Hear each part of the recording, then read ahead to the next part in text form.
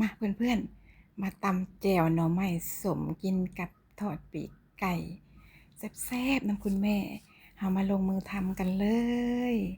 ขั้นตอนแรกแม่ค่อนเอากะหัวหอมมาจี่ใส่กระทะก่อนพี่น้องแต่การจี่ของคุณแม่เลยเอาน้ำใส่น้ำเด้อเอาพริกสีฟ้ามาใส่ด้วยแล้วก็ผัดเขียวให้มันแห้งๆน้ำแห้งแล้วมันก็จะสุกเร็วสุกไวนะเพื่อนๆนะแล้วก็เอาพริกน่ะออกมาตำก่อน หลังจากเราตำพริกใส่เกลือใส่ผงปรุงรสแล้วก็เอาหัวหอมมาที่เราพัด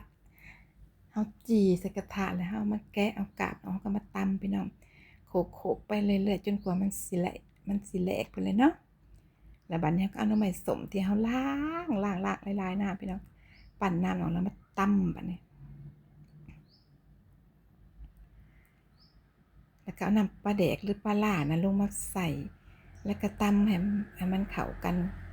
โขกไปเรื่อยๆก็ตามด้วยหอมต้นหอมซีเนาะพี่น้องซีฝรั่งบ่หรือซีหยังบ่แม่นซีลาวเด้อเอามาใส่แล้วก็ตำโขกให้มันเข้ากันเสร็จเรียบร้อยก็ตักใส่ถ้วยใส่จานพร้อมเสิร์ฟกินกับทอดปีกไก่ผักสดแซ่บๆนำกันมาเพื่อนมาคุณแม่จะกินให้ดูนะคะ